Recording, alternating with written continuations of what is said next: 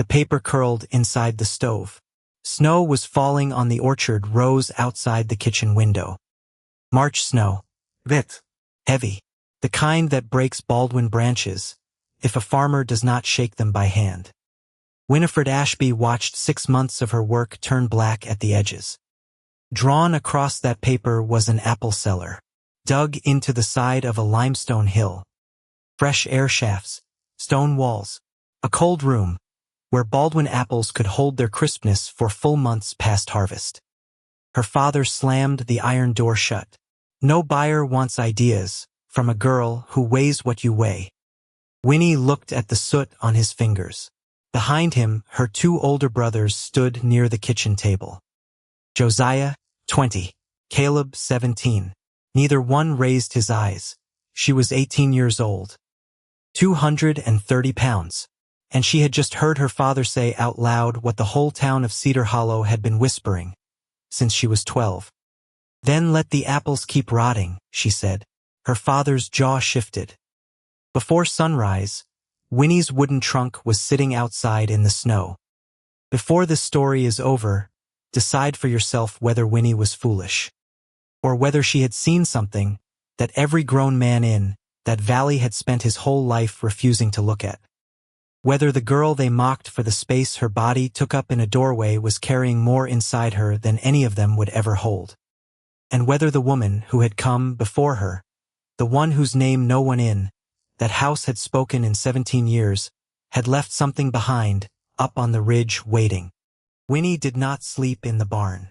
She sat on the barn floor, with her back against a hay bale. She listened to the horses breathing. She counted them. 6 horses. 2 mules. 1 old sheep the family had forgotten to slaughter 3 winters ago. She counted them again, because if she stopped counting, she would have to think. And if she started thinking, she would have to feel. And if she started feeling, she was going to walk back into that house and set the ledger on fire. The whole ledger. 2 years of temperature readings. 2 years of cellar humidity. 2 years of watching apples she had helped pick soften in a hot wooden shed, while her father argued with buyers about prices he could not defend. She did not set the ledger on fire. She counted the horses a 3rd time. At some point she must have slept, because at some point she woke up. The barn door was open. Gray light, wet air, the smell of thawing manure and pine tar. Her wooden trunk was already sitting outside in the snow. Someone had carried it there while she slept. She did not know who. She did not want to know who. She stood up. Her knees hurt. Her back hurt. Her left hip hurt in the particular way it always hurt after sleeping on wood. She walked out into the yard. Her mother was standing on the porch. Mercy Ashby was 41 years old. She looked 60. She had married Hollis at 19. She had buried 2 babies before Josiah was born. She had run the Ashby kitchen for 22 winters, and had not, in any of those winters, ever raised her voice inside her own house. She was holding something in her fist. Winnie. Winnie stopped at the bottom of the porch steps. Her mother came down. 1 step. 2. 3. She took Winnie's hand. She pressed something small and cold into her palm. An iron key. Your grandmother's tool shed, Mercy whispered. Up in the north field. The one behind the wild pear. You remember. Ma. Don't speak. Ma. Come with me. Mercy's face did not change, but something behind her face moved. She closed Winnie's fingers around the key. Not yet, she said. She turned. She walked back up the porch steps. She went inside the house. She shut the door. Winnie stood there with the key in her hand. She did not cry. She would cry later. She would cry in a limestone cave 2 miles up a ridge, with a stray dog she had not yet met licking the salt off her jaw. But she did not cry in that yard. She picked up her trunk. It weighed 40 pounds. She weighed 230. She had been hauling wood and water and half-grown calves since she was 11 years old. She could carry a trunk. The tool shed sat at the far edge of the north field. Wild pear branches had grown up around the door. Winnie had to break 3 of them off before the key would turn. Inside, the air smelled like rust and old leather and something sweeter underneath. Beeswax, maybe. Her grandmother had kept bees. Everyone said so. Nobody kept them now. Winnie set down her trunk. She lit the stub of a candle she had grabbed from the barn. The shed was small, 6 feet by 8. A workbench along one wall. A row of hand tools hung on nails above the bench, and every one of them was still oiled. Someone had been coming here. Someone had been keeping the rust off. Her mother. Her mother had been coming here for 17 years. Winnie sat down on the workbench. She sat there for a long time. Then she noticed the paper. It was pinned to the wall behind the door. A single sheet of paper, folded twice, held in place with a bent horseshoe nail. Yellow at the edges. Someone had rolled a smooth stone across it to flatten the creases. Winnie stood up. She lifted the nail. She unfolded the paper. It was a land deed. 8 acres. Ridgeback Hollow. A parcel 2.5 miles west of Cedar Hollow proper, on the far side of the ridge, where the old silver mine had failed in the winter of '68. The name on the deed was hers. Winifred Adeline Ashby. Filed February the 9th, 1871. She had been 12 days old. Winnie sat back down on the workbench. She looked at the paper. She looked at the paper for a very long time. Her grandmother, Adeline Ashby, had died in the fall of 1872. Winnie had been 1 year and 8 months old. She did not remember her. She had exactly one memory, that she was not sure was even a memory. A woman's hand on the top of her head, and a low voice saying something she could not make out. That was all. But her grandmother had put her name on 8 acres of land 12 days after she was born. Her grandmother had known her name. Her grandmother had walked into a Cedar Hollow land office in February of 1871, pregnant with a plan nobody in that house had ever told Winnie about, and had filed a deed in her granddaughter's name. Winnie folded the paper. She put it inside her coat, against her ribs. She stood up. She took her grandmother's mining lamp off the peg above the workbench. She took the hand drill. She took the small mason's hammer. She took the survey chain, coiled and heavy, and older than she was. She loaded them into her trunk. Because if her grandmother had planned this, for her, then her grandmother had planned it in this shed. And her grandmother would not have left her with nothing. The walk to Ridgeback Hollow was 2.5 miles. Took Winnie 4 hours. She stopped 7 times. The first stop was at the split in the road, where the wagon track turned north toward town. She stood there for perhaps 10 minutes. She could go into Cedar Hollow. She could stand outside the general store and let Walter Price ask her what was wrong. She could tell him. She could tell someone. She did not go into Cedar Hollow. She turned west. The second stop was at a fence line, where a red hen had frozen to the wire sometime in the last cold snap, and nobody had cut her down. The third stop was because her back gave out. The fourth stop was because her back gave out again. The fifth stop was because she started laughing. Not the good kind. The kind that comes out of you when you have been walking uphill in wet snow for 2 hours with a 40-pound trunk, and you suddenly realize you are hungry. Truly hungry. The kind of hungry that means you did not eat breakfast because there was no breakfast because you were being thrown out of a house. She laughed until she had to sit down on the trunk. She laughed until she was crying. She wiped her face with her sleeve. She stood up. She kept walking. The sixth stop was the dog. He came out of a stand of young cedar on the north side of the road. Gray and white. Ribs like a picket fence. One ear up, one ear folded down at the tip. He did not bark. He just walked out of the trees and looked at her. Winnie stopped. "Go home," she said. The dog did not move. "I don't have anything for you." She did have something for him. Half a biscuit, wrapped in a cloth, in her pocket, meant to be lunch. Except she had already decided she was not going to eat it because she did not know when she would next have a biscuit, and half a biscuit felt like the difference between something and nothing. She looked at the dog. The dog looked at her. "Fine," she said. She broke the biscuit in half. Then she broke her half in half again. She held out 1/4. The dog came forward. Slow. Careful. He did not snatch. He took the piece off her palm like a gentleman taking a card. He ate it in one swallow. He looked at her again. "That's all you get," she said. She ate the other 3/4 standing there in the snow.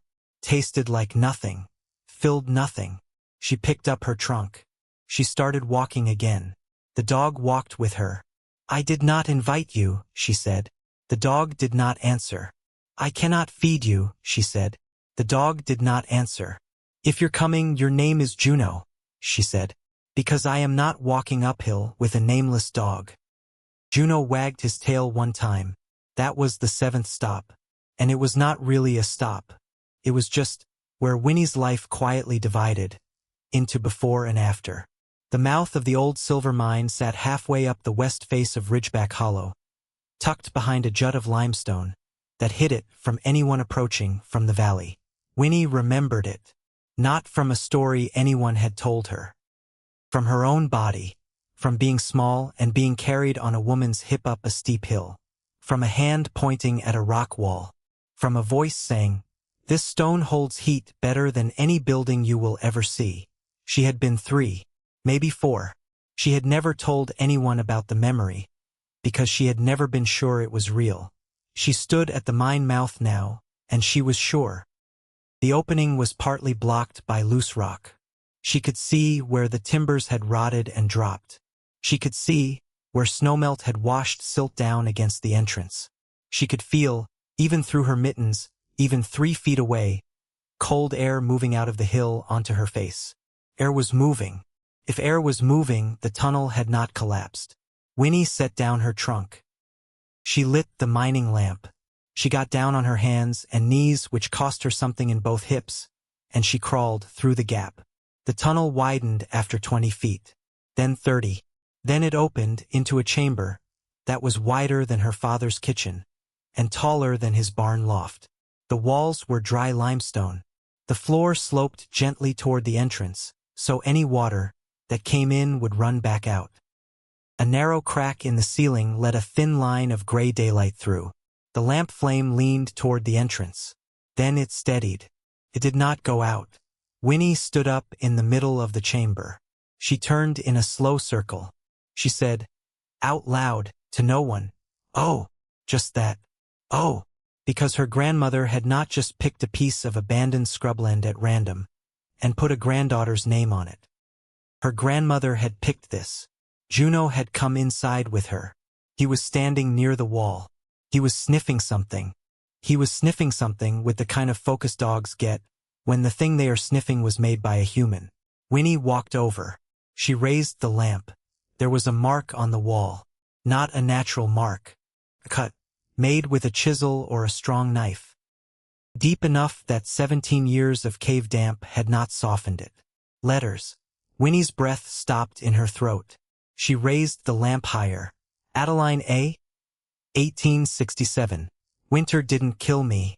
Silence did. Winnie went down on her knees. Her knees did not want her to be down there. Her knees told her so. She did not care. She put her palm flat on the wall under the letters. The stone was cold. The stone was the exact temperature it had probably been in 1867, when her grandmother, alive and 36 years old, had come up here alone and cut those words into the rock. 1867. Her grandmother had died 5 years later.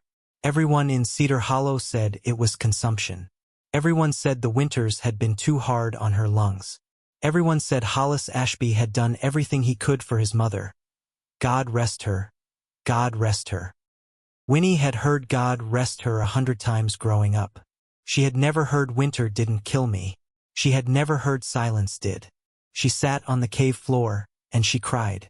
She cried the way you cry when you finally understand a thing you have been trying to understand your whole life. When a piece falls into a slot in your chest that you did not even know was empty. Juno came and lay down beside her. He put his head across her thigh. He was warm. He smelled like wet fur and pine. Winnie put one hand on his back and one hand on the wall. "I'll finish it," she said. Her voice sounded strange in the chamber. It echoed off the far wall and came back to her softer. "Not for you, Grandma." She wiped her face. "For me. If you're still with Winnie in that cave, tell me in the comments what you would have done, standing where she stood. Then stay with me, because the story is only beginning. She did not sleep in the cave that first night. She was not that foolish yet. She hiked back down the ridge in the last hour of daylight. Juno walked beside her the whole way. She left her trunk in the mine mouth, wedged behind 2 rocks, so no fox would get into it. She spent the night at the Widow Prine's boarding house on the north edge of town. 25 cents for a bed. 10 cents extra for supper. Winnie paid in the smallest coin she had, and she watched Mrs. Prine count her change twice, slow, the way people count change, when they want you to know they have noticed something. "Your father know you're here?" "Yes, ma'am," Winnie said. Mrs. Prine looked at her a long moment. "All right," she said.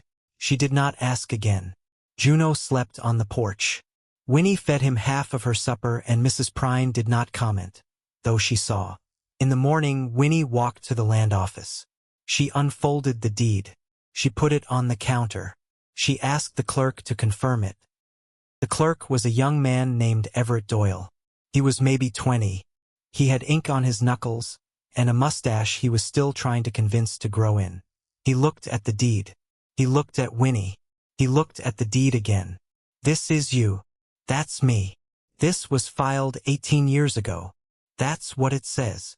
Nobody's paid the tax on this land since '73. Winnie's heart lifted into her throat and sat there. "How much?" she said. Everett Doyle pulled a ledger. He turned pages. He did math on the back of an envelope with a pencil. $14.60, he said. Winnie had $23 sewn into the hem of her dress.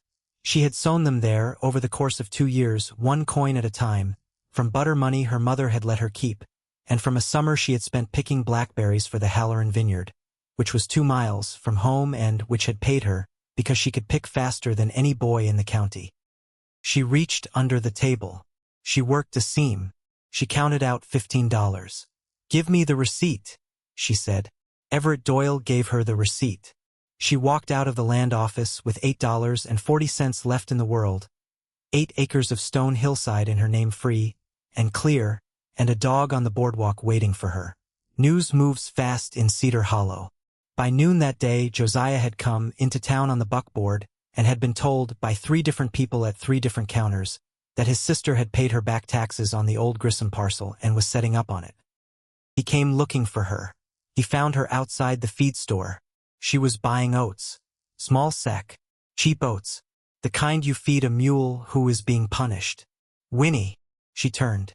She looked at Josiah, her big brother, the one who used to carry her on his shoulders, the one who, when she was 7, had punched a boy in the mouth for calling her fat, the one who had not raised his eyes in the kitchen. He looked older today than he had 2 days ago. His hands were open at his sides, like a man who did not know where to put them. "Josie, what are you doing?" "Buying oats." "Winnie, I am buying oats, Josiah." He looked at the sack. He looked at Juno. He looked at her. "I should have said something. You did not." "I know." "Josie, come home." "No." He didn't mean it. She lifted the sack. It weighed 30 pounds. She set it on her shoulder, without stopping to think about it. "He meant it," she said. "He meant every word."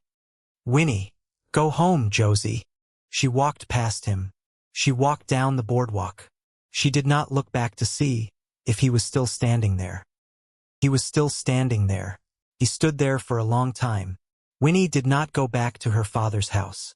Not that day. Not that week. Not for 11 months. She spent the next 2 days at Mrs. Prine's, using the boarding house table to make a list. She had learned, at some point in the 2 years she had spent measuring things in her father's cellars, that a list was the difference between a plan and a wish. Timber, nails, second lamp, oil, iron pot, blankets, salt, flour, beans. She crossed out beans. She wrote it in again. She crossed out flour and wrote cornmeal. She did the math 3 times. She had $8.40. She needed $11.60. She sat back in her chair. Juno was under the table. He put his chin on her boot. "All right," she said. "All right." She got up.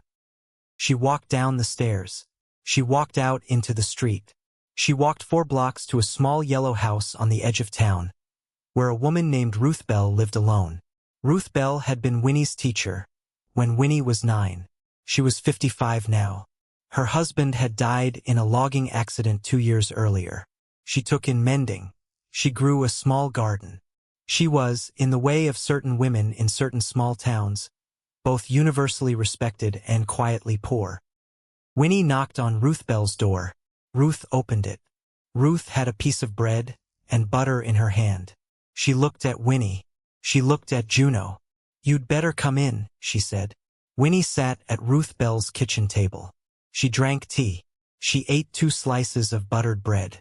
Juno ate a 3rd slice and a piece of ham that Ruth cut off a bone without commenting. Winnie told her the whole thing. Not the whole thing. Not the grandmother thing. Not yet. But the burning of the papers. The trunk in the snow. The deed. The cave. The math. Ruth listened. Ruth did not interrupt. When Winnie was finished, Ruth got up. She went to a shelf. She took down a tin box. She opened it. She counted out $3.50 in silver. She put the money on the table between them. "Ruth, you will pay me back when your cellar makes its first sale," Ruth Bell said. "Not before. Not 1 day before." "Ruth, I can't." "Winifred." Ruth's voice was quiet. "You will take this money." Winnie took the money. She did not cry at Ruth Bell's table. She was through crying for the day. But she reached across the table and put her hand on the back of Ruth's hand, and she left it there for a while, and Ruth turned her hand over and squeezed once, and neither of them said anything. Juno licked butter off the floor. Winnie bought her supplies over the next 2 days. She did not go to the biggest lumberyard, which belonged to a man named Cyrus Halloran, who was the largest orchard owner in the county, and who had, 3 years earlier, offered her father twice the going rate for the Ashby land, and been refused. She went to a smaller yard on the south side of town, owned by a man named Amos Kimball, who was old and half-deaf, and who did not ask her one single question about why she was buying 12 pine timbers and a keg of nails and having them hauled up to the Ridgeback Trail. Amos Kimball did squint at her, once, over the top of his ledger. "You Hollis Ashby's girl." "I am." "Ha!" Amos Kimball said. That was the entire conversation. He gave her the timbers at cost. She did not know why. She did not ask why. Later, much later, she would find out that Amos Kimball's mother had been a friend of Adeline Ashby's, and that the 2 women had once, in the winter of 1869, walked 11 miles together in a snowstorm to help deliver a baby that was not, in the end, delivered. But Winnie did not know that yet. She just knew the timbers were cheap. She loaded them on a borrowed handcart. She hauled them up the ridge one at a time. Took her 4 days. Juno walked with her every trip. On the 5th day, she moved into the cave. She hung a wool blanket across the entrance to break the wind. She built a small stone hearth just inside the mouth, positioned so the smoke would draw up through the ceiling crack. She laid pine planks on the floor of the inner chamber to sleep on. She set the iron pot on the hearth. She heated water. She washed her face. She washed her hands. She washed her feet. She sat on the pine planks, and she looked at the walls of her grandmother's chamber. Juno curled against her hip. The lamp burned steady. Outside, snow was starting again. She could hear it hushing against the limestone above the entrance. Winnie took the folded deed out of her coat. She smoothed it on her knee. She read her own name again. Winifred Adeline Ashby. February the 9th, 1871. She had been named for her grandmother. She had known that. She had not known her grandmother had named her back. She folded the deed. She tucked it inside a tin. She put the tin on a stone ledge above, where she would sleep. She lay down. She was warmer than she had been in her father's house in 3 winters. She slept. The next morning, she started measuring. She had done this before in her father's cellars. She knew how to do it. She had a small brass thermometer that had belonged to her grandmother. She had found it wrapped in oilcloth at the bottom of the tool shed drawer, still working, and she took readings every 3 hours from before dawn until after dark for 7 days straight. The chamber temperature never dropped below 46 degrees. It never rose above 52. Outside, over the same week, the temperature went from a low of 11 degrees before dawn to a high of 39 at midday. Wild swings, the kind of swings that ruined apples. Inside the cave, the swings did not exist. Winnie wrote the numbers in a new ledger. She had bought the ledger with 2 of Ruth Bell's silver dollars. It had a green cloth cover. She wrote her name on the inside of the front board. Winifred A. Ashby, Ridgeback Hollow, March, 1889.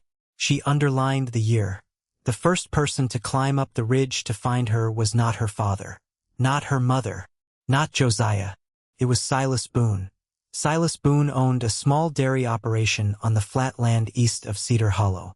He was 52, red-faced, missing 3 teeth on the left side of his mouth. He had, in the past, told Hollis Ashby that his daughter had a mouth on her that no man in his right mind would ever take on. Winnie had heard him say it. Silas had not known she was in the next room. Silas Boone climbed the ridge on the 7th day of Winnie's residence. He was breathing hard by the time he reached the mouth of the mine. Winnie was outside, splitting kindling.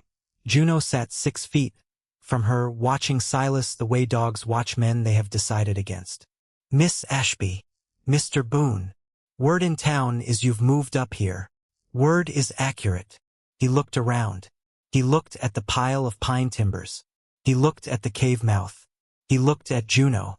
Juno did not blink. "This land is no good. It's mine. It's rock and thistle.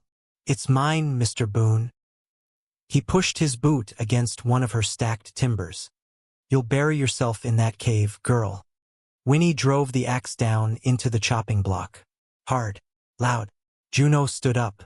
Silas Boone took his boot off the timber. "Was there something else, Mr. Boone? Your father was not the one who filed my deed. Was there something else?" Silas Boone opened his mouth. He closed it. He opened it again. He turned. He walked back down the ridge. Winnie went back to splitting kindling. Her hands were shaking. She did not let them shake until Silas Boone was fully out of sight. Then she sat down on the chopping block. She put her face in her hands. She breathed. Juno leaned against her knee. "He'll be back," she said to nobody. To Juno. "He'll be back with others." Juno licked her wrist. He came back with others. He came back the next Sunday after church with a group of 6 men and 2 women. They stood in a loose half-circle at the foot of the ridge, and they called up to her. They called things about Christian charity. They called things about her mother's shame. They called things about the way certain girls end up when they stop listening to their fathers. Winnie stood at the mouth of the cave. She did not answer. She let them call.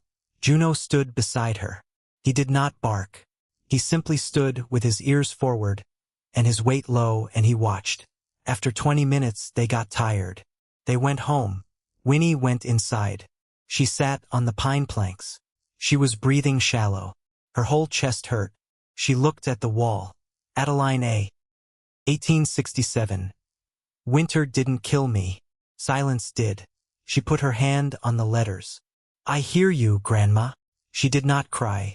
She lit her second lamp. She went back to measuring.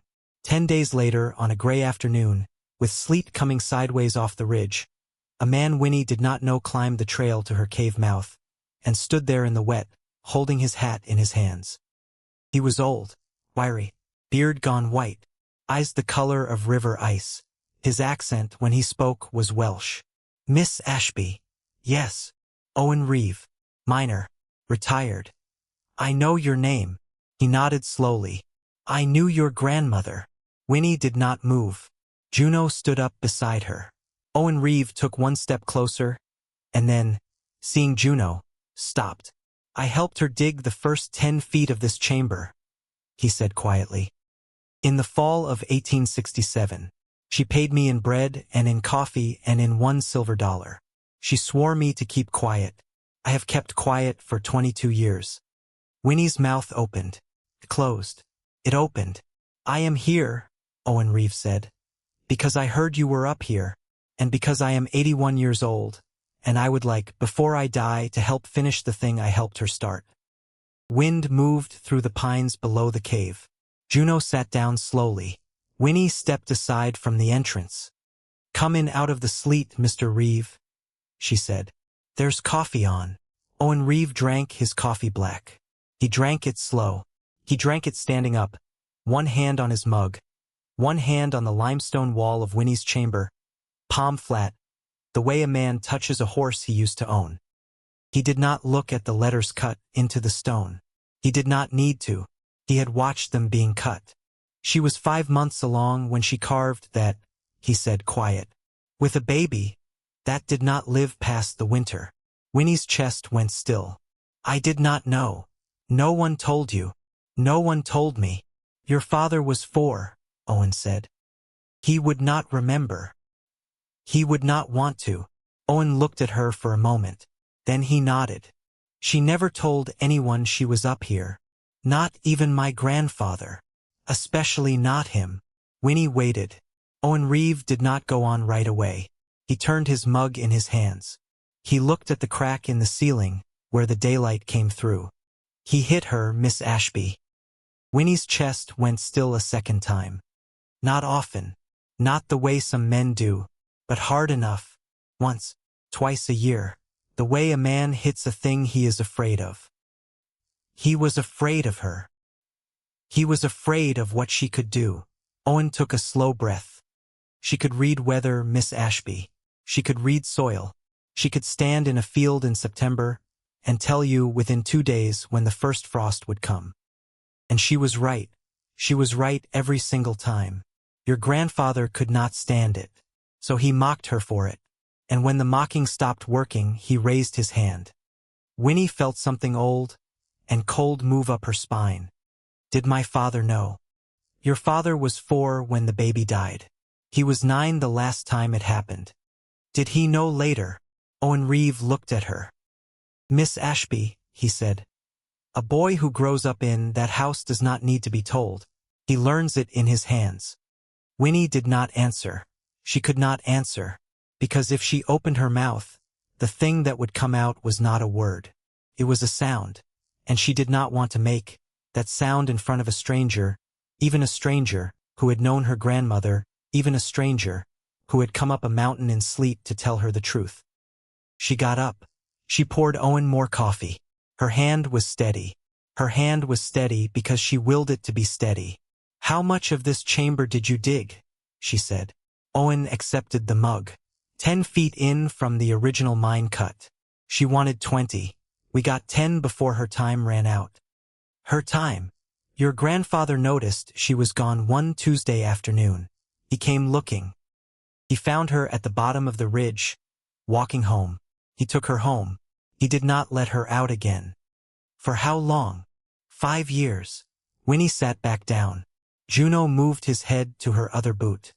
"She died in that house," Winnie said. "She died in that house. Consumption. That is what the doctor wrote."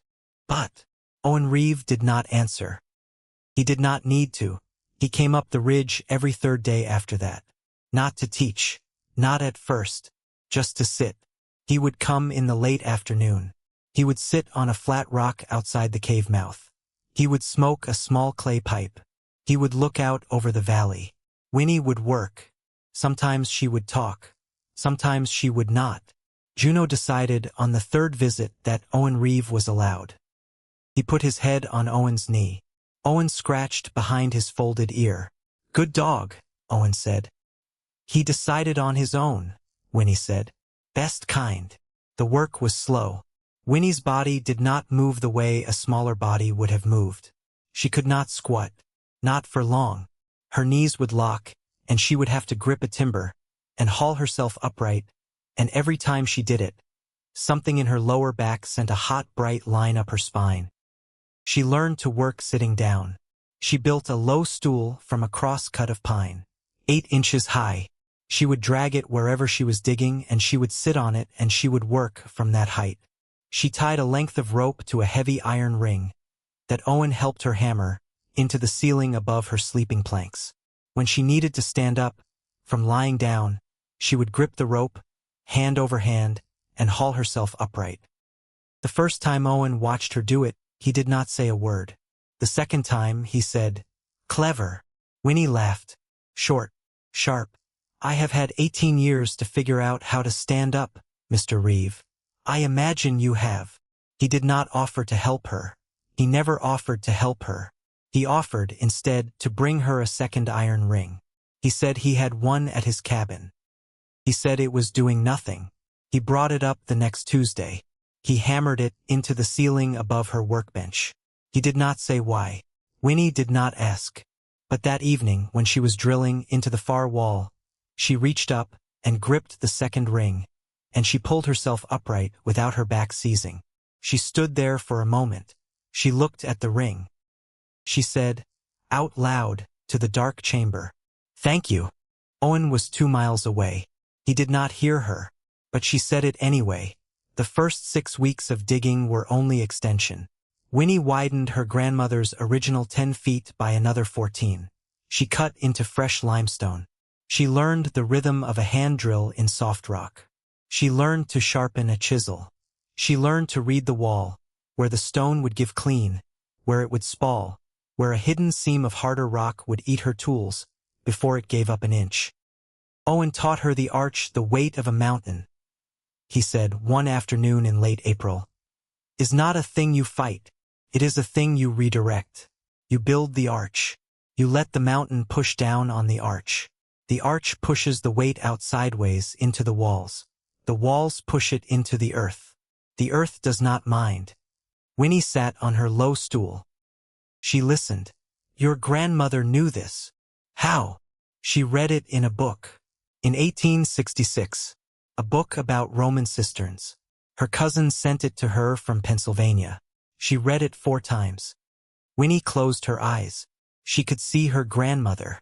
She could see a woman she had never known, sitting at a kitchen table in a house that had beaten her, reading a book about Roman cisterns 4 times. "Show me," Winnie said. Owen showed her. By early May, she had a working chamber, 24 feet by 16 feet by 9 feet at the peak of the arch dry floor. Slight downhill grade to a drainage trench she had cut herself with Owen watching. A single air shaft at the low end for intake. A second at the high end for exhaust. A stone hearth at the entrance, drawing smoke up through the natural crack that had told her on the first day that this cave would work. The temperature held at 48 degrees. Outside, May turned hot. Some days at the crest of the ridge got to 78 by noon. Inside the chamber, Winnie's thermometer sat on the stone shelf and did not move. 48, 48, 48. She sat on her low stool one afternoon, and she watched the thermometer for a full hour. She did nothing. She just watched.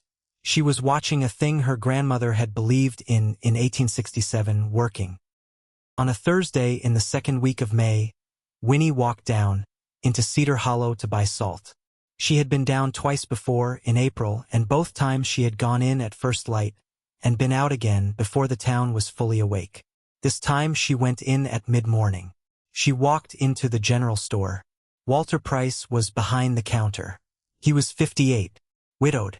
He had known Winnie since she was born. He had, on more than one occasion, slipped her a peppermint stick over the counter when her mother had not been looking. He looked at her. He looked at Juno sitting outside on the boardwalk. "Winnie, Mr. Price. Salt. Salt." He measured it out. He wrapped it. He did not, at first, say anything. Then, quiet, without looking up, "Your mother comes in on Fridays." Winnie's hand went still on her coin purse. "Every Friday, around 10. She buys thread and 1 pound of coffee." Winnie did not answer. "She looks tired, Winnie." Winnie put her coins on the counter. "Does she ask about me?" Walter Price wrapped the salt one more turn than it needed. "She does not ask," he said. "But she waits when she pays in a way that suggests she would like me to say something. And I never do, because I do not know what she wants me to say." Winnie took the salt. "Tell her the roof holds," she said. Walter Price looked up. That's all. That's all. Tell her the roof holds and the walls are dry and Juno is a good dog. She turned. She walked out. Walter Price watched her go. He did not know it yet, but he would repeat that message exactly as she had said it, the next Friday morning at 10:05 to a woman standing at his counter, with 2 silver dimes, and a look on her face like a woman who had not slept. And Mercy Ashby would close her eyes, standing there in the general store of Cedar Hollow, and she would say, "Thank you, Walter," and she would walk home with her thread and her coffee, and she would not tell her husband, and she would begin that night at her kitchen table to think a thing she had never allowed herself to think in 22 years. But Winnie did not know that yet.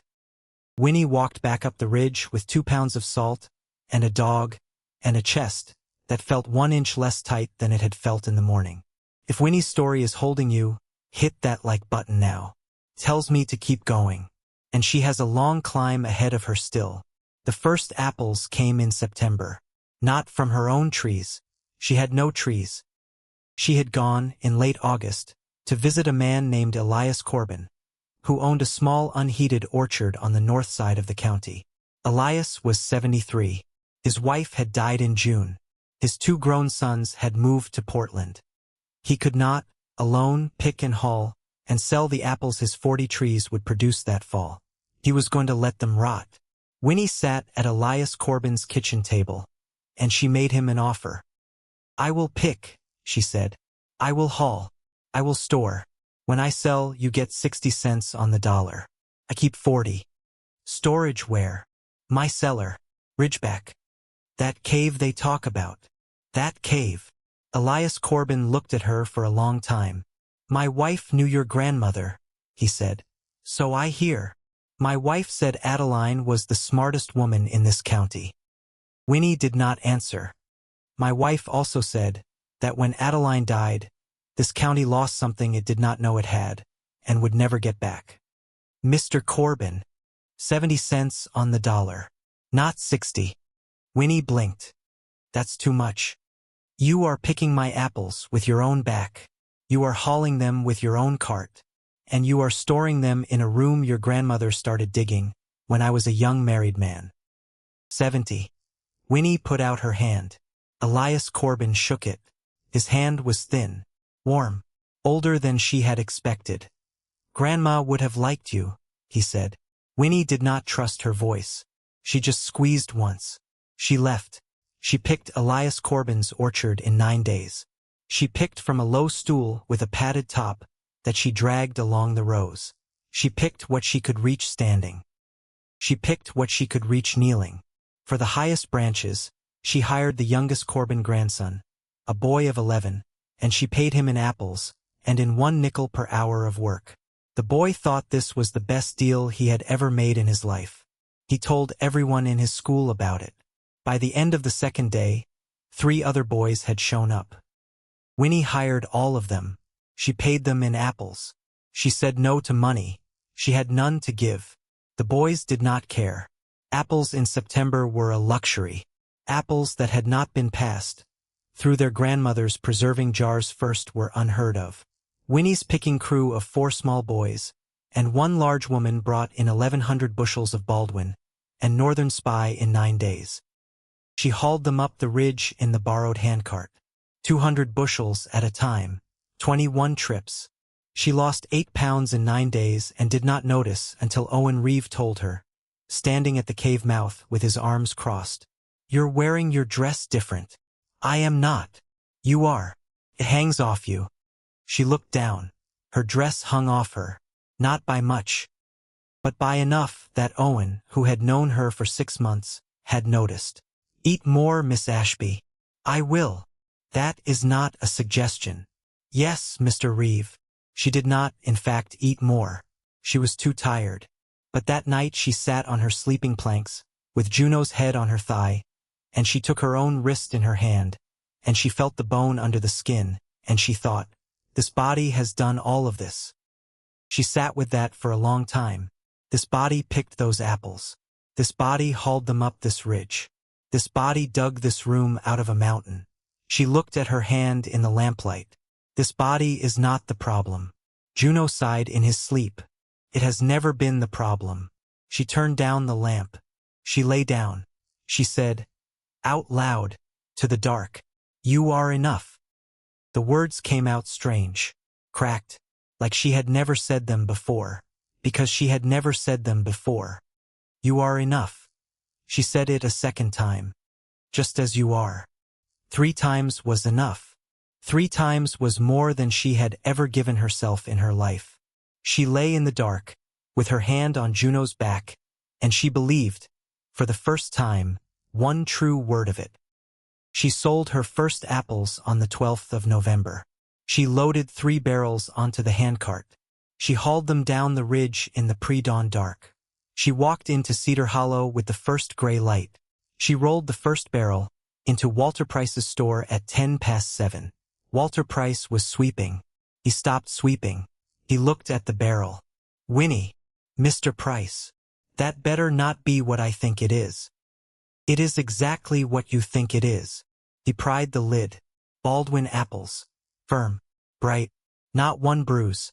Not one soft spot.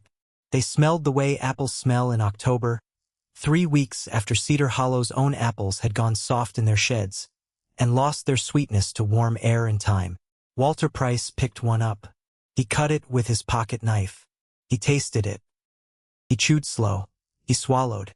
He looked at Winnie. "How many barrels?" "3 today. 60 in the cellar." 60. 60. Winifred Ashby. "Yes, Mr. Price. I will take all 3 today. Bring the rest as I sell. I will pay you 18 cents a pound. That is 3 cents over market. Do not tell anyone." Winnie's throat closed. She could not answer for a moment. "Do we have a deal, Miss Ashby?" "We have a deal." He counted the coins onto the counter. She could not pick them up right away. Her hands were not working right. Walter Price pretended not to notice. He turned. He busied himself with a stack of tinned peaches. She scooped the coins into her purse. She walked out. She sat down on the boardwalk. Juno came and sat beside her. She looked at the coins in her purse. $18.40. More money than she had ever held at one time in her life. Enough to pay Ruth Bell back. With interest. Enough to pay Amos Kimball for the second load of timber she still owed him for. Enough, if she was careful, to buy another lamp. A better one.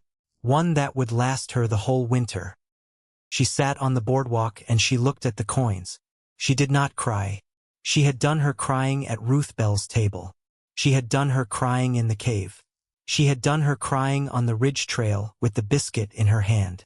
She was through with crying for a while. She smiled. Small. Private. Juno leaned against her. "We did it," she said. "News in Cedar Hollow moves fast." By the afternoon of the 12th of November, 4 separate people had walked into Walter Price's store and been offered a Baldwin apple as crisp as October. By the evening, 6. By the next morning, 12. By the afternoon of the 13th, Cyrus Halloran, the biggest orchard owner in the county, was standing in Walter Price's store, holding a Baldwin apple in his hand, turning it under the window light. "Where did you get this apple, Walter?" "Ashby girl." "Which Ashby girl?" "Winifred, the one up on Ridgeback." Cyrus Halloran looked at the apple. He did not say anything for a long time. Then he said, "How many did she bring?" 60 barrels. All told. "For how much?" Walter Price did not answer that question. Walter Price valued his customers' privacy on both sides of a transaction. Cyrus Halloran nodded, slow. He put the apple down. "Wrap me a dozen." "Yes, sir." Cyrus Halloran carried a dozen November fresh Baldwin apples out into the street, and he stood on the boardwalk and he looked west toward Ridgeback, and he thought a thing he did not say out loud. The thing he thought was, "My son needs to see this." Winnie did not, for another 6 weeks, know that Cyrus Halloran had bought her apples. She was too busy. She was selling out. She sold her 60 barrels by the 2nd week of December. She turned around and paid Elias Corbin his share in cash. She counted the money into his hand at his kitchen table. $241. Elias Corbin sat down when he saw the sum. "Girl, that's yours." Girl. 70% Mr. Corbin. Just like we agreed. Elias Corbin looked at the money. He looked at Winnie. He got up. He went to a drawer. He took out a small wooden box. He opened it. He took out a folded piece of paper. He put it on the table. My orchard, he said. Mr. Corbin. I have no sons here. I have no wife. I have no strength to pick another season. I want to sell you my orchard. Winnie's mouth fell open. I cannot afford your orchard. You can afford the down payment. You have $241.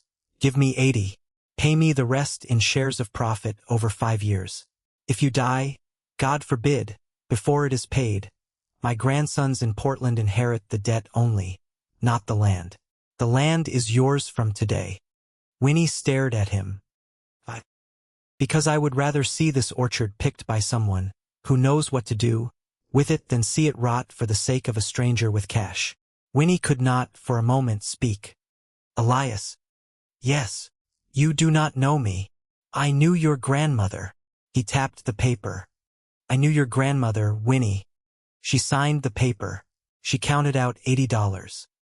She walked out of Elias Corbin's house, the owner of 40 apple trees, and a cellar under a mountain. She was 18 years and 10 months old. Winter came hard that January. The 1890th winter would later be remembered in Cedar Hollow as one of the 4 worst in the town's history. The other 3 were 1856, 1873, and 1888. Old people compared them in the years afterward. There would always be an argument about which was worst. But everyone agreed that 1890 was the one where the storm came in one night. The storm came in on the 17th of January. Winnie had gone into town that morning to buy nails. She was expanding her chamber. She was going to add a second, smaller room for cheese storage because Ruth Bell had suggested it, and because Winnie had, in the 2 months since her first sale, started to think about what a woman with a limestone hillside and a good drainage plan could really do. She was on the ridge trail with Juno by 4 in the afternoon. The sky was still clear. By 5 it was not. By 5:30, the wind was howling. By 6 she could not see the trail. She made it to the cave mouth by feel. She hauled the wool blanket across the entrance. She barred the wooden door she and Owen had installed in October. She built up the fire. She heated water. She stripped off her wet outer layers. She wrapped herself and Juno both in the driest blanket she owned. She sat by the fire. She listened to the wind. The wind was hitting the ridge from the north. It was hitting hard. Harder than she had heard it hit in the 11 months she had lived up here. At 7:30, she heard the first sound she did not like. A shift, a settle, overhead. Winnie's whole body went still. Juno lifted his head. She looked at the ceiling. She looked at the timber frame she and Owen had built across the mouth of the tunnel. She looked at the pine planks holding up the crossbeam, where she had hung her drying herbs. The crossbeam moved. Not much. Half an inch. Maybe less. Enough that a small drift of limestone dust came down onto the fire and hissed. Winnie stood up. Juno. Juno was already on his feet. Back chamber. She had built a back chamber. Small. 10 feet in from the main room. Deeper into the ridge where the stone was thickest. She had built it because Owen had told her to. He had said, "You never build only one room. You always build one you can retreat into." Winnie had not, until this moment, understood why. She grabbed the lamp. She grabbed Juno's collar. She moved him into the back chamber. She turned back for the ledger. She was 3 steps from the workbench when the front timber frame gave. The sound was not what she had expected. It was not a crash. It was a fold, like the collapse of something living. The whole entrance frame bent inward. Snow and broken stone poured through the opening. The wooden door split down the center. One sharp piece of limestone the size of a lamb struck her hard in the left shoulder and drove her forward against the workbench. She hit the workbench with her ribs. She felt something crack. She did not know in that moment if it was the bench or her. She fell. She fell hard. She lay on the stone floor with her face against the cold rock, and she could not, for a moment, remember how to make her lungs work. Juno was barking. From the back chamber. Loud. Steady. Not scared. Angry. Winnie made her lungs work. She rolled onto her back. Her shoulder was on fire. The lamp was somewhere. She could not see it. The fire at the entrance was gone. Buried. Dark. The cave was dark. She could not see her own hand. Juno. Her voice was thin. Juno, I'm all right. She was not all right. She rolled onto her good side. She got one knee under her. She reached up. Her hand found the iron ring above the workbench. She pulled. She pulled with everything she had. Her ribs screamed. Her shoulders screamed. Something in her lower back gave a bright hot lightning strike of pain. She stood up. She stood up in the dark. She was standing. Juno, she called. Come. Come to my voice. She heard his nails on the stone. She heard him coming. He came. He pressed his whole body against her leg. Good boy. She reached down. She touched him. Warm. Wet. He was wet. He had come out into the front chamber. He was covered in snow. But he was whole. Good boy. Good boy. Good boy. She kept saying it quietly into the dark, because if she kept saying it, she could keep breathing. The lamp was under a slab of collapsed pine. She found it by feel. She dragged it out. The glass had broken. The oil had not spilled. She patted her pocket. Her tin of matches was still there, dry. She struck one. The small flame showed her chamber. The front third of it was gone, buried under snow and pine and limestone. The entrance was sealed, but the back 2/3 was intact. The workbench was intact. The stone arch Owen had taught her to build was intact. The stone arch had done its job. The stone arch had pushed the weight of the storm sideways, into the walls, into the earth. The earth had not minded. Winnie sat down on her low stool. She put her hand on Juno's head. She looked at her buried entrance in the small circle of lamplight. She said, out loud, all right. Her voice was almost steady. All right. Think, Winnie, she thought. She was buried. She had no idea how deep. She had matches, one broken lamp with oil, a hand drill on the workbench, one wool blanket, 3/4 of a loaf of bread in a tin, and a dog. The air was still moving. She checked. She held the flame near the high wall. The flame leaned. Air was moving. Good. She was not going to suffocate immediately, but the entrance was sealed, and the high exhaust vent which ran up through the crack in the ceiling and out to open air was small. Small enough that once the fire had eaten through the oxygen in the chamber, she and Juno would begin to suffer. She needed a bigger vent. She looked at the wall. She stood up. She got the hand drill. She climbed onto the stone water tank Owen had helped her build in October.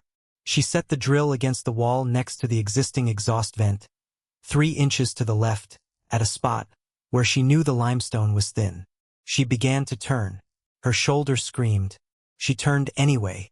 If you are still here, if you are still in that cave with Winnie, drop a single word in the comments. Say breathe. That is all. Just so I know you are with her. And now let us keep going. She turned that drill for 6 hours. 6 hours in the dark, on top of a stone tank, in a buried cave, with one hand mostly working, and the other hand failing. Juno lay on the floor below her and watched. She sang sometimes. She sang the songs her grandmother had, according to family history, sung to her father, when he was small, songs Winnie's mother had, in some tired evening years ago, sung to Winnie herself. Winnie could not remember all the words. She made up the ones she could not remember. She sang because, if she stopped singing, Juno would hear her breathing. And if Juno heard her breathing, he would know how bad it was. She did not want him to know how bad it was. She turned the drill. The bit slipped once. It scraped down her palm. She wrapped her hand in a strip of her underskirt and kept turning. The bit slipped again. She wrapped tighter. She kept turning. Around midnight, she could not tell time in the dark cave, but around what she guessed was midnight, the drill broke through. Wind came in. A cold, clean line of wind, right against her face. The lamp flame on the workbench below guttered and then reached toward the new opening. Fresh air. Winnie climbed down off the tank. She climbed down badly. Her legs gave out on the last step. She sat on the floor next to Juno, and she put her forehead against his ribs, and she breathed. Juno licked her ear. She laughed. One weak crack of a laugh. "We are not done, dog." She got up. She built a small fire on the entrance side hearth, from what wood she could reach. She heated water. She washed the cut on her hand. She wrapped it in clean cloth. She sat by the fire. She waited for morning. Morning was hard to tell in a buried cave. She knew it was morning because Juno stood up and stretched and walked to what had been the entrance and put his nose against the packed snow and whined. Winnie got up. She went to the entrance. She put her ear against the snow. She heard, faint, someone digging. She sat down. She banged the flat of her hand 3 times against a piece of pine still lodged in the collapse. 3 sharp knocks. The digging stopped. Then, muffled from the other side, Winnie. She would remember that voice for the rest of her life. It was Owen Reeve. "Winnie, if you can hear me, knock 3 more times." She knocked 3 more times. She heard, faintly, on the other side, a cheer. More than one voice. She could not, at first, count how many. She knocked again. She heard the digging resume. She sat down on the floor beside Juno. She put her arms around his neck. She put her face against his fur. "They came," she whispered. "Juno, they came. They dug her out at noon. They dug her out, through 5 feet of packed snow, and collapsed timber, and fallen limestone. Took them almost 5 hours. There were 7 of them.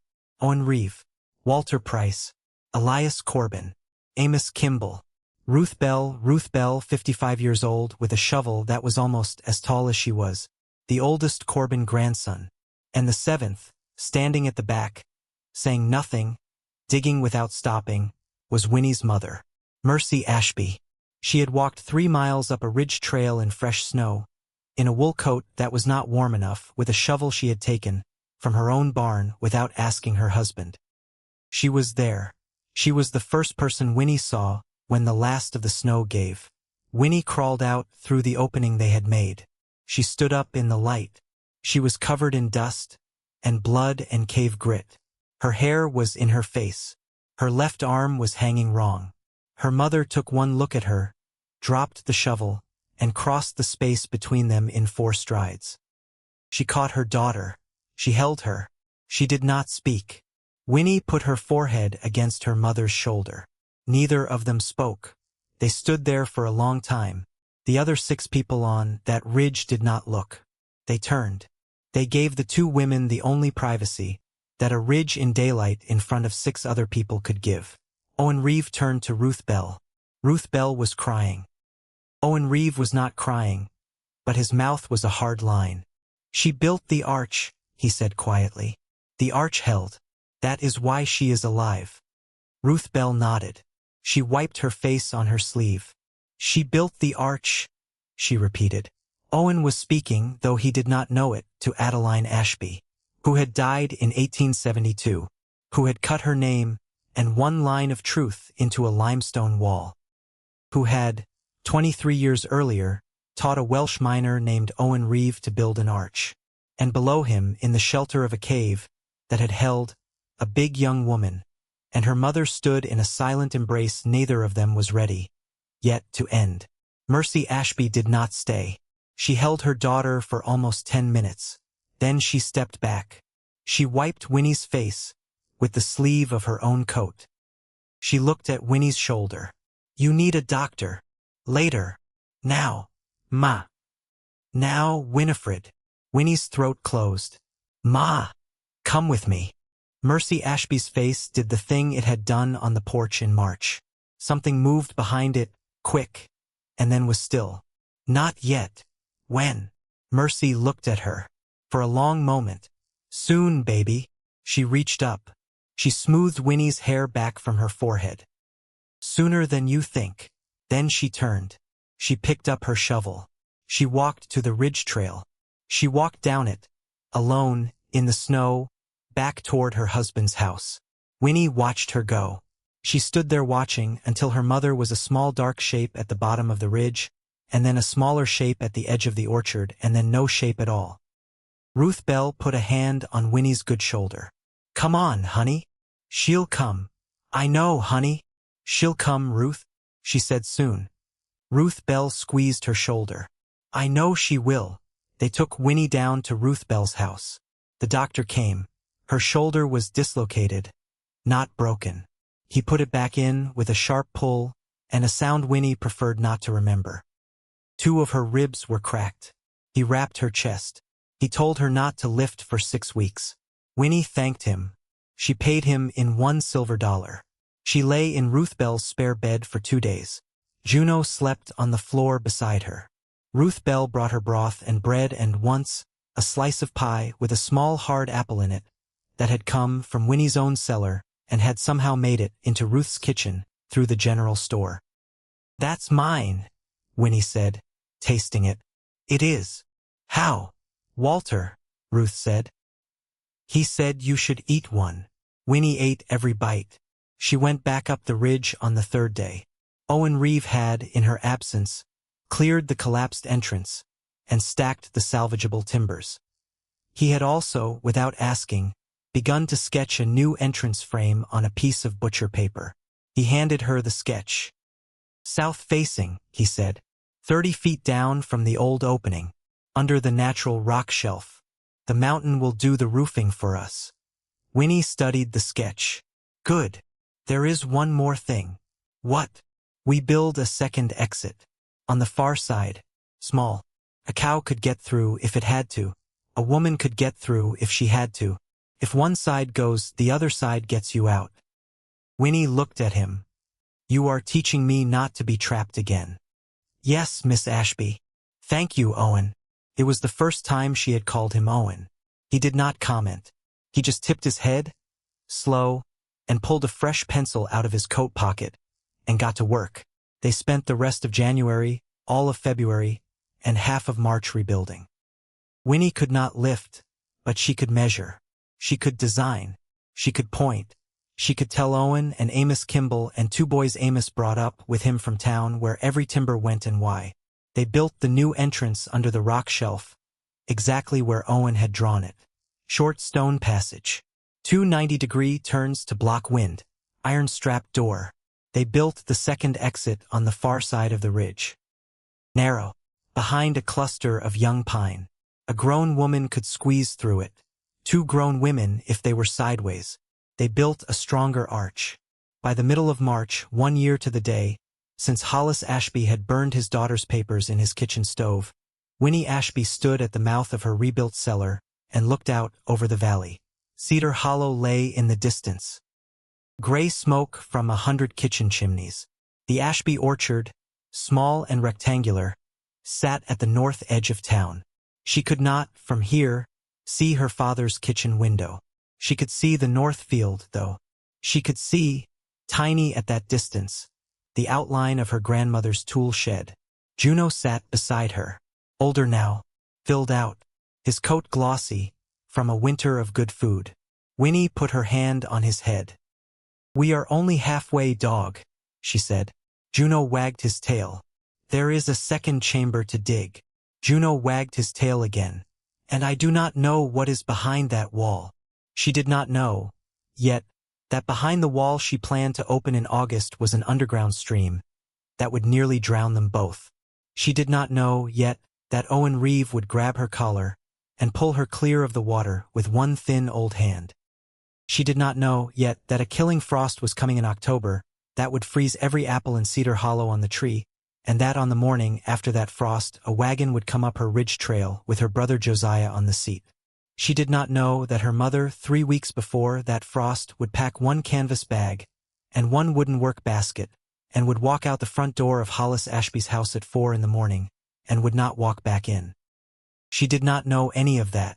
She only knew that the arch had held, that her body, which weighed what it weighed, had built the arch, that her grandmother, who had died 17 years ago in a room where no one had let her speak, had believed in the arch first.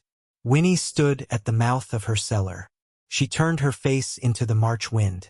She felt, in her cracked ribs, and her mended shoulder, and her working hands, something she had not felt in 18 years of being Winifred Adeline Ashby. She felt tall. Summer of 1890 came in slow. The rebuild was done by the end of April. The new entrance held. The second exit held. The arch, tested through 3 more spring storms, did not move a hair. Winnie hired a woman. Her name was Hattie Vandermeer. She was 33. She was a widow. Her husband had been a logger. He had been killed in the winter of '88 by a falling cedar. She had one boy, 7 years old, named Peter. She had, for 2 years, been taking in laundry to keep her son fed. Winnie found her at Ruth Bell's kitchen table one Sunday afternoon in early May. Ruth Bell had, in her quiet way, been arranging things. "Hattie can churn butter," Ruth said. "Hattie can keep books. Hattie can sort apples. Hattie is looking for real work." Hattie was tall, thin, sharp cheekbones, careful eyes. She looked at Winnie the way a woman looks at another woman she is trying to decide about. Winnie looked back. "I can pay you $3 a week," Winnie said, "plus 1 bushel of apples every month you work. Plus room, if you want the small cabin at the base of the ridge. Plus your boy comes to the cellar with you and stays as long as he wants." Hattie Vandermeer looked at her for a long moment. "When do I start?" she said. "Monday." Hattie held out her hand. Winnie shook it. Ruth Bell poured everyone more tea. The second chamber was the big one. Winnie wanted it for cheese and butter. She wanted it deeper, into the ridge, past a natural fault in the limestone that Owen had shown her in February. Past the fault, the stone would be softer, easier to cut, better ventilation, room to store enough dairy to sell to Portland by the wagon load, if she could ever afford dairy cows. She could not afford dairy cows. Not yet, but she wanted the chamber ready. Because a woman who has spent her whole life being told her ideas were too big had, in 10 months, learned to trust that her ideas were the right size. They started digging in July. By the first week of August, they had gone 30 feet in. By the second week, they hit water sound. Owen heard it first. He was crouched at the working face, running his palm along a section of wall Winnie had marked, with chalk that morning. He held very still. He tilted his head. "Miss Ashby." "Owen. Come put your ear here." Winnie came over. She put her ear against the chalk mark. She held her breath. There it was. Low, steady, almost like breathing. Water. Behind the wall. Not much, but not nothing. Winnie sat back on her low stool. "What kind?" "Underground stream. Small one. Runs down through the ridge from somewhere up top." "How deep?" "Cannot tell. 6 inches back? 2 feet? I have known men to guess wrong on both sides." Winnie thought, if we open it correctly. Fresh water into the cellar. Cold water. Very cold. Year-round. For cheese. For cheese. For butter. For a milk vat. And if we open it incorrectly. Owen Reeve looked at her. "Then the chamber floods before you and I, and the dog can get to the second exit. And it takes us with it." Winnie was quiet. Juno, at her feet, was watching her face. "How do we open it correctly?" "Small hole first. Very small. See what comes out. If it is only a trickle, we widen it slow. If it is more than a trickle, we run. We run. All right. All right." Winnie stood up. "Owen." "Yes. Send Hattie and Peter down the ridge. Both. Right now. I will not open this wall with a 7-year-old in the cellar." Owen went. Hattie did not want to go. Hattie planted her feet at the mouth of the new entrance, and she crossed her arms. "Miss Ashby." "Winnie. Winnie. Go home, Hattie. You need a second pair of hands. I have Owen. Owen is 81 years old. Owen has been doing this longer than you, and I have been alive combined. Go home. Take Peter. Take Juno." Hattie looked down at Juno. Juno looked back at Hattie. Juno did not move. "He is not going," Hattie said. "He is going with you today. Miss Ashby." "Winnie." and he is going with you today. Hattie bent down. She put her hand on Juno's collar. Come on, boy. Juno did not move. Winnie crouched. Her knees complained. She put her face close to Juno's. Go with Hattie. Just for today. Just for today. Juno whined. I am asking you, dog. Juno went. He went, but he looked back at her 3 times before he cleared the ridge. Winnie stood in the entrance, and she watched him go. Then she turned. She walked back into her cellar. She walked back to the wall with the chalk mark. Owen was already there. He handed her a small mason's hammer and a fine chisel. Your grandmother would have wanted you to make the first strike. Winnie took the tools. She set the chisel against the chalk mark. She struck. The first strike opened a hole the size of a pea. Water came through. Not a spray. A slow, steady weep. It ran down the wall and pooled at the base of the working face. Winnie watched it. She held very still. She counted to 60. The weep did not increase. She looked at Owen. Owen looked at her. Good sign. Widen. Slow. Slow. She set the chisel a 1/4 inch above the first hole. She struck again. Softer. The hole opened to the size of a thumbnail. The weep became a small steady stream. It ran down her wrist. It was cold. Colder than well water. Colder than snowmelt. Deep water. Water that had traveled through cold stone for a long time before finding daylight. Winnie's face broke into a smile. Owen, I feel it. That is cellar water. That is exactly the water we need. Do not celebrate yet. I am not celebrating. She was celebrating. She widened the hole again. She struck. And on the 3rd strike the wall came apart. Not fast. Slower than she had feared. But faster than they could stop. The chalk mark cracked in a jagged line 6 feet long. The stone above the line dropped an inch. Water came through in a hard flat sheet, waist wide, striking Winnie's legs and pushing her back. She stumbled. Owen caught her sleeve. Out, Miss Ashby. The vat. Out. She had built a stone vat in the corner of the new chamber. Waist high. Meant later to be the milk basin. She had lined it with iron. If they could redirect the water into the vat. If they could not, the water would flood the main chamber and reach the entrance in under 4 minutes. She had done the math. She had done the math 3 months ago. Owen, the vat. Your sister plan. The iron plate. It is on the shelf. The one we put up for the drainage gate. I see it. Owen turned. Owen, 81 years old, moved across the wet floor faster than Winnie had ever seen him move. He grabbed the iron plate off the shelf. It was half his weight. He dragged it. Wedge, wedge, wedge. Winnie was down on her knees at the base of the cracked wall. She grabbed loose stones from the pile they had dug that morning. She shoved them into the base of the crack. She wedged them with her fist. The water was up to her thighs.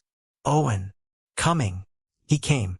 He slid the iron plate against the wall above her wedged stones. He held it. Hammer. Winnie grabbed a spike from the tool belt at her waist. She hammered the top corner of the plate into the wall. Iron on iron. Sparks. She hammered the bottom corner. She hammered the middle. The plate held. The water stopped rushing. It slowed to a controlled flow. It ran down the plate. It hit the floor. It began to drain out through the trench she had cut in April, running under her feet, and down toward the outside drainage exit. Winnie sat back on her heels. She was soaked to the waist. She was shaking. Owen was leaning against the plate, both hands flat on it, breathing hard. We did it. We did. Owen. Yes. You are the best man I have ever known. Owen Reeve, standing in a knee of underground water in a cave under Ridgeback Hollow, at the age of 81, closed his eyes for a second. Miss Ashby, he said quiet, that is the kindest thing anyone has said to me in 40 years. The next morning they built the gate. Proper one. Iron plate. Iron handle. Winnie could raise it half an inch and get a slow steady drip. She could raise it 2 inches and get a strong flow. She could raise it 4 and get a torrent. She stopped it at 2. The water ran clean and cold through her stone basin. Overflow drained through the trench. The basin filled in 11 minutes. Stayed full. It stayed at 41 degrees. The temperature never varied. By the end of August, she had cold spring water on tap in the deepest room of her cellar. She stood in front of the basin on the 2nd day of September, and she filled a tin cup and she drank. The water tasted like stone. It tasted like a very old thing being tasted by a very young thing. She held the cup in both hands. Grandma! She had not meant to say it. Came out. She turned to Juno. Juno had, since the flood, refused to leave her side for more than an hour at a time. He sat at her feet. She would have liked this cup of water, dog. Juno wagged his tail. She really would have. October came in warm. Too warm. Winnie noticed on the 3rd day of the month. The mornings had a wrongness to them. Not cold enough. And the wind at dusk kept swinging, from the south. South winds in October, Cedar Hollow winds, usually meant one thing. They meant a hard cold snap was building somewhere to the north, and the earth was pulling warm air up ahead of it to fill the space. Adeline Ashby had taught this to Owen Reeve in 1868. Owen Reeve had, one afternoon in April of 1890, taught it to Winnie. On the 3rd of October, Winnie stood outside her cellar at dusk, and she felt the south wind on her face, and she went cold, from her scalp to her heels. Owen was tightening a hinge on the 2nd exit door. Yes. Frost. Soon. Very soon. He straightened up. He faced the wind. He was silent for a full 10 seconds. Yes, he said quietly. How soon? A week. Maybe less. That is 3 weeks early. That is 3 weeks early. Winnie turned. She called for Hattie. Hattie. Hattie came out of the cellar. We are picking Corbin tonight. Tonight. Tonight. And tomorrow. And the day after. Every apple. Every tree. I do not care if they are ripe. I do not care if they are green. I do not care if the top branches have to come down with a rope. Every apple we can get in the cellar before Sunday we get. Hattie did not argue. Hattie went and got Peter. Winnie went to town. She hired 8 boys and 3 men in 6 hours. She paid a nickel an hour cash. She fed them supper. She fed them breakfast. She fed them lunch. They picked her orchard in 3 days. They finished on the 6th of October. She stored 2,040 bushels in her cellar.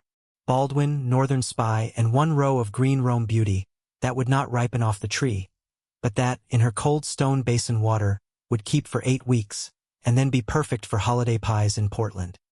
She sat on her low stool at 9 o'clock on the night of the 6th of October, and she looked at her stacked bushels, and she did not, for the first time in her life, feel like a girl who was making things up. She felt like a woman who had known. The frost hit on the 9th. Overnight, Cedar Hollow woke on the morning of the 10th of October to a temperature of 18 degrees, and to every apple on every unpicked tree in the county frozen solid on the branch. Winnie heard about it at 10 in the morning, from Peter Vandermeer, who had run all the way up the ridge with the news. She stood at the cave mouth, and she listened to a 7-year-old boy explain that the whole town was in a bad way. She did not answer for a moment. Then she said, Peter, go tell your mother to stay in the cabin today. Do not go into town. Do not talk to anyone about our cellar. Why? Because people are going to come up here, and I want to be the one to talk to them. Peter went. Winnie sat down on the flat rock outside the cave mouth. Juno sat beside her. She waited. She did not have to wait long. By noon she saw the wagon. 1 horse, slow, coming up the ridge trail. Not built for that trail. The wheels slipping in loose stone. The driver was Josiah. He was alone. No apples. No father. No brother. Just Josiah. Winnie stood up. Juno stood beside her. Josiah stopped the wagon 50 feet from the cave mouth. He set the brake. He climbed down. He walked the rest of the way on foot. He was thinner than the last time she had seen him. He was thinner than any of the Ashby men had ever been. He stopped 10 feet from her. Winnie. Josie. Winnie. She waited. He took his hat off.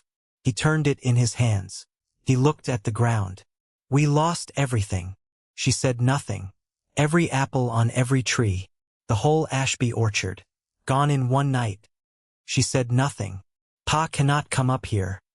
He tried this morning. He got as far as the creek and he turned back. He is at the kitchen table right now with his hands over his face. He has not spoken since dawn. She waited. Winnie, the bank comes on the 20th. Pa borrowed against the orchard in July. We knew it was a bad year. He did not tell Ma. He borrowed. He needed one good fall to pay it back. There is no fall. How much? $412. How much do you have? Nothing, Winnie. There is nothing. She looked at him. She looked at her older brother, Josiah Ashby, 21, at the mouth of a cave he had never entered, on land his father had refused to acknowledge was his sister's, coming up alone, because the man in that kitchen was too proud to come himself. She could refuse. She could stand right there on that rock and she could tell him no. She could tell him she did not owe. She could tell him she had spent 11 months building this cellar, and 8 months proving it worked, and one very long night lying under a fallen limestone slab, and none of it had been done for the benefit of the man at that kitchen table. She could tell him to go home. She thought about it. She thought about it for perhaps 40 seconds. Juno was pressed against her leg. Somewhere behind her in the cave, she could hear Hattie humming to Peter. She could hear the sound of a woman singing to a child in a room that Winnie Ashby had made safe. Where is Ma, Josie? Josiah looked at his hat. Winnie. Where is Ma? She's gone. Gone. A week ago. Gone where? Portland. To her sister. Alone. Alone. With what? One bag. One basket. The good scissors. When? For in the morning. Last Wednesday. She left a note. She left a note. Topa. To you. Winnie felt something come loose in her chest. To me.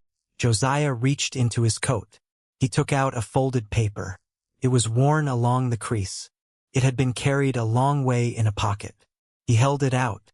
She said, give it to you when I came to ask for help. She said I would come. She said not to give it before. Winnie took the paper. She did not open it. Not yet. She looked at her brother. Josie.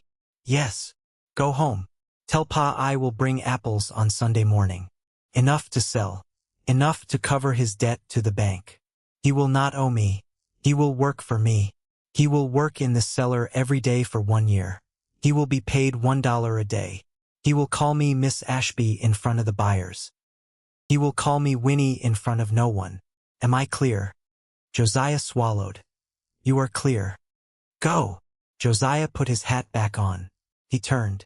He walked back to his wagon. He stopped, 1 foot on the step, and he turned around. Winnie. Yes. Ma said something. Before she left. She said to tell you. What?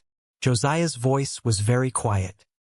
She said, tell my daughter that I finally understood. He climbed into the wagon. He drove away. Winnie stood on the flat rock, with the folded paper in her hand. She did not open it. Not yet. She sat down on the rock. Juno lay across her feet. She held the paper. She held it in both hands. She looked at the valley below her. She looked at the smoke from 100 kitchen chimneys in Cedar Hollow. She looked at her father's orchard, small and gray and beaten. She looked at the north field, where her grandmother's tool shed sat under an unpruned wild pear. She unfolded the paper. Winifred, you will not read this until Josiah comes to ask. He will come. I have known he would come, since you left in March. I want you to know 3 things. First, the land your grandmother put in your name. She put it in your name because she knew the day you were born that you were going to finish the thing she was not allowed to finish. She told me this. She told me this the night you were born, in my kitchen, with you in her arms. I have not repeated it to anyone in 18 years. I am telling you now. Second, I stayed in this house because I did not know how to leave. Not because I did not want to. I want you to hear the difference. Third, I have gone to my sister in Portland. She has a small house. She has been widowed 6 years.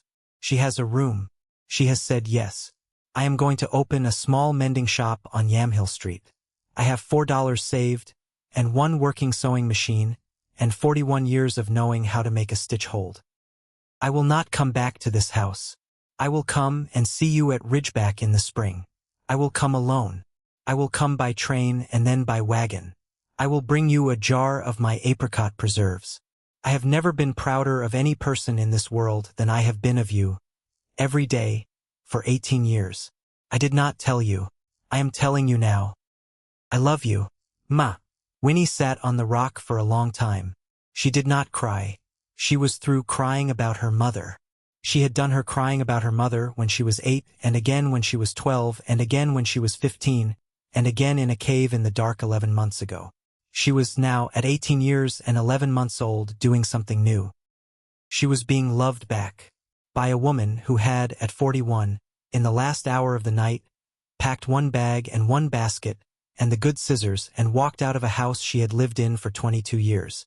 By a woman who had, at 41, chosen. Winnie folded the letter. She put it inside her coat, against her ribs, in the exact place she had, 11 months earlier, put a folded deed. She stood up. She looked at Juno. Dog. Juno looked at her. We are going to town. We are going to bring my father his life back. And then we are going to make him work for it. Juno wagged his tail. And then, dog. You and I are going to see her in the spring. Juno wagged his tail harder. Winnie walked down the ridge. She brought Hollis Ashby 40 bushels of Baldwin apples on Sunday morning at 7. She rolled them into his barn with Josiah's help. She sold them over the next 3 weeks to Walter Price and to a buyer from Portland and to Cyrus Halloran, who bought 12 bushels at full retail without saying one word to her, and to the Cedar Hollow schoolhouse, whose teacher paid in 3 chickens and a promise of one-hand knit shawl by Christmas. The total sale came to $438. Winnie paid Hollis Ashby's bank debt on the morning of the 20th. She kept the balance. She walked into her father's kitchen that afternoon. She put a piece of paper on the table. Sign this. Hollis Ashby, sitting at the table, looked at the paper. What is it? A contract. You will work in my cellar for 1 year. $1 a day. 6 days a week. Sundays off. You will be paid weekly in cash. You will report to me every morning at 7 at the mouth of the cellar. You will not be late. You will not question my orders in front of the crew. You will call me Miss Ashby in front of buyers. You will not touch the drainage gate. You will not touch the iron plate. You will not touch Juno without my permission. Sign it. Hollis Ashby did not look up from the paper for a long time. His hair had gone very gray in the last year. His shoulders were narrower than Winnie had ever seen them. He looked suddenly like an old man. He picked up the pen. He signed. Winnie took the paper. She folded it. She put it in her coat. She turned to leave. Winifred. She stopped. She did not turn around. Yes. Your mother. Yes. She is not coming back. She is not. He stopped. He started again. I did not know how to be a husband to a woman like her. I did not know how to be a father to a daughter like you. I have not known my whole life how to be either of those things. I watched my own father not know. I told myself I would learn. I did not learn. Winnie did not turn around. Her face was wet. She did not let him see. You cannot undo it, Pa. I know. You will not undo it by working for me. I know. But you will not do it to anyone else. You will not, for the rest of your life, do to anyone else what you did to her, and what you did to me. That is the whole of it. Yes. 7 o'clock tomorrow morning. Ridgeback. Yes. She walked out. She walked out of her father's kitchen for the second time in her life, and this time, she was the one who had chosen when to leave. Hollis Ashby worked for his daughter for 1 year. He was not late once. He called her Miss Ashby in front of buyers. He did not touch the drainage gate. He did not touch the iron plate. Juno decided in the 3rd week of November that Hollis was allowed. It was not warmth. It was not friendship. It was tolerance. Juno permitted the man to be in the room. That was all. Hollis Ashby, in the 4th month of his service, learned to build an arch Owen Reeve taught him. Owen Reeve, 82 years old, taught the son of the woman he had once helped in secret, the arch that woman had first read about in a book about Roman cisterns in 1866. Hollis did not, at first, understand. Then he understood. Owen watched him understand.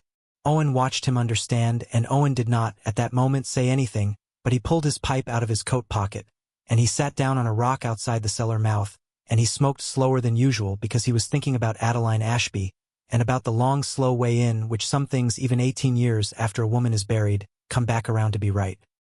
Mercy Ashby came back to Ridgeback Hollow in the 3rd week of April, 1891. She came the way she had said she would come. Alone. By train to the Cedar Hollow station. By hired wagon the last 2 miles. She carried 1 canvas bag and 1 small basket. Winnie saw the wagon from a 1/4 mile off. She was outside the cellar, sorting seed potatoes into a wooden crate. Hattie was beside her. Peter was chasing Juno through the young grass. Winnie stood up. She wiped her hands on her apron. She said, "Quiet," to Hattie. "That's her." Hattie looked. Hattie set down her basket.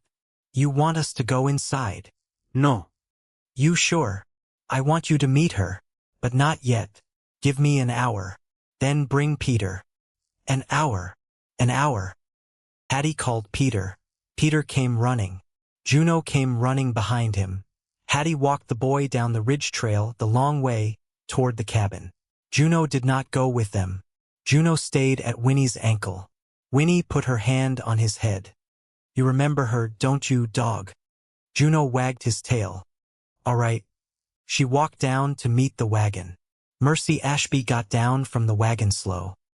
She was thinner than Winnie remembered, but her back was straight. Her hair was pinned different.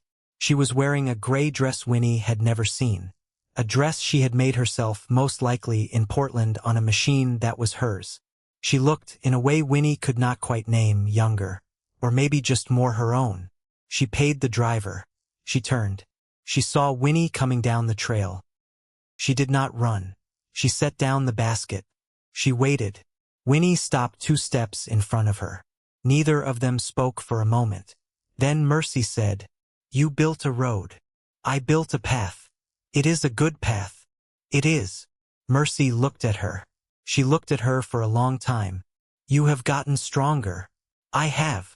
I mean in the face." "Oh, you have your grandmother's eyes now. You did not before." Winnie's throat closed. "Ma." "Yes. Come see it." Mercy Ashby picked up her basket. She put her free hand through her daughter's arm. She let herself be walked up the ridge. Winnie showed her the cellar. She showed her the main chamber, the arch, the drainage trench. She showed her the stone hearth at the entrance, and the way the smoke drew clean. She showed her the second chamber, the iron plate, the stone basin, the cold spring water running steady through the ridge. She showed her the storage, the rows of stacked barrels, the neat labels in her own handwriting. She showed her the wall with the letters. Adeline A. 1867. Winter didn't kill me. Silence did. Mercy Ashby stood in front of the wall for a very long time. She did not touch the letters. She put both her hands flat over her mouth. She stood like that for maybe 3 minutes. Then she reached out. She put 1 finger on the A of Adeline. She traced it, slow, all the way to the end. She said, "Quiet." "She never told me." No. "She never told anyone." No. "He would have killed her if she had." Winnie did not answer. Mercy turned. She looked at her daughter. "I am so sorry, Winifred." "Ma." "I am so sorry I did not know. I am so sorry I did not ask. I am so sorry I lived in that house for 22 years and did not once climb up to this ridge and look. You did not know it was here. I did not know because I did not let myself know. There is a difference."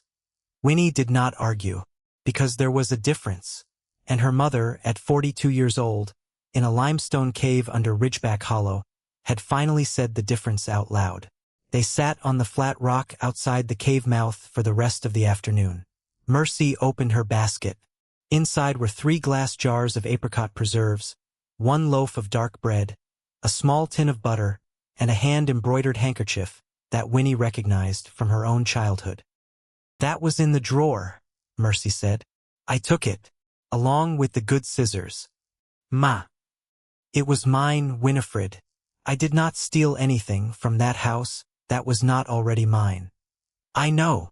I need you to know." "I know, Ma." Mercy opened one of the jars. She spread preserves on a slice of bread. She handed it to Winnie. Winnie ate it. The apricot was sweet and tart at the same time. It tasted like a summer that had been put up carefully and waited a whole winter to be opened. "This is the best thing I have eaten in a year," Winnie said. "It is the best thing I have made in 20. They laughed, not loud, but real. Juno put his head on Mercy's knee. Mercy scratched behind his folded ear. "He is a good dog. He is the best dog. He kept you alive. He did." Mercy did not answer that. She just kept scratching. After a while, she said, "The shop is doing well. Yamhill Street. Yamhill Street, 2 blocks up from the market. Small window. My name on the door." "Your name?" "My name. Mercy Ashby, Mending and Alterations. Not Mercy Halloran or Mercy anything else. Mercy Ashby. It is the name my mother gave me. I am wearing it again." Winnie put her arm around her mother. Mercy leaned into it. Neither of them said anything more for a while. The wind moved through the pines below the cave. Hattie brought Peter up at 5 o'clock. She had told him to bring wild violets. He had done it. He presented the small crushed bouquet to Mercy, with the solemn dignity of a boy who had been coached exactly once and had memorized the whole speech. Mercy took the violets. Mercy took the boy's small hand. Mercy Ashby, who had raised 3 children in a house of silence, sat on a flat rock on Ridgeback Hollow and listened to a 7-year-old logger's son tell her about the frog he had caught yesterday in the drainage trench and had, after long consideration, released. She listened to every word. She asked 2 follow-up questions. Peter loved her immediately. Peter would, 30 years later, name his own daughter Mercy.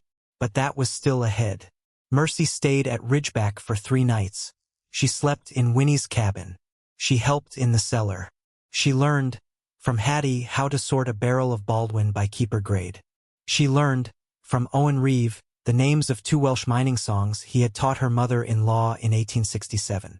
She sat one long evening, with her hand on the A of Adeline, and she said, aloud in the empty chamber, "I am here now, Ma. I did not know. I know now." Winnie left her alone in the chamber for that. Some conversations are between 2 women and a limestone wall, and nobody else needs to be there. On the 4th morning, Mercy left. She caught the noon train back to Portland. Winnie drove her to the station in a borrowed wagon. Juno rode in the back. At the platform, Mercy took her daughter's face in both hands. "Winifred, Ma. You will come to Portland this summer. I will. You will bring the dog. I will. You will stay in the room upstairs. Aunt Eliza has made it up for you. I will. You will meet my customers. They already know your name. Ma. I have told all of them, Winifred, every woman who comes into my shop. I have told every one of them about the girl on the ridge who built the cellar. I have not stopped talking about you since I got there." Winnie could not answer. She just nodded. The train pulled in. Mercy kissed her forehead. She climbed the steps. She turned. She waved. The train pulled out. Winnie stood on the platform with Juno at her feet until the train was a small dark shape at the far bend of the track, and then a smaller shape and then no shape at all. She wiped her face. She turned to Juno. "Come on, dog." They drove back to Ridgeback in the wagon. The apricot preserves went on the top shelf of Winnie's kitchen, where they stayed until Christmas morning of that year, when Winnie opened the 2nd jar and served it to Ruth Bell and Hattie and Peter and Owen Reeve for breakfast. The 1st jar she kept unopened for a long, long time. Thaddeus Halloran rode up the ridge trail on a gray afternoon in the third week of November, 1891. He was 22, tall, dark-haired. He had his mother's eyes and his father's build. He was, and he knew it, the most eligible bachelor in Cedar Hollow. He tied his horse at the base of the ridge. He walked up on foot. He stopped at the mouth of the cellar. Winnie was outside. She was sitting on the flat rock. She was going over Hattie's books. She had a pencil behind her ear, and ink on the side of her thumb, and her hair was tied back with a piece of jute string. She looked up. "Mr. Halloran. Miss Ashby. What can I do for you?" He took his hat off. "I have come to ask if you would teach me." "Teach you what? How you built this?" She looked at him. Her pencil paused over the ledger. "Because my father wants to build one for our orchard, and because he wants me to design it, and because I do not know how, and because you do. You want me to teach a Halloran how to build a cellar under a ridge." "Yes, ma'am." She set the pencil down. "On what terms?" "Any terms you set." She looked at him for a long moment. "You will call me Winifred, not Winnie." "Winifred. You will show up on time. You will bring your own tools. You will not, at any point in our working relationship, propose marriage or make any other romantic overture." Thaddeus Halloran blinked. "Miss Ashby." "I have heard the rumor, Mr. Halloran. Cedar Hollow told me that story before you were done thinking it. I am telling you now in advance so we do not waste each other's time." He was silent for a second. Then he laughed. Once. Short. "Understood, Winifred. You will pay me $20 a week for 8 weeks of instruction. Cash. Weekly. In advance." "Done. Start Monday." "Monday." He turned to go. He stopped.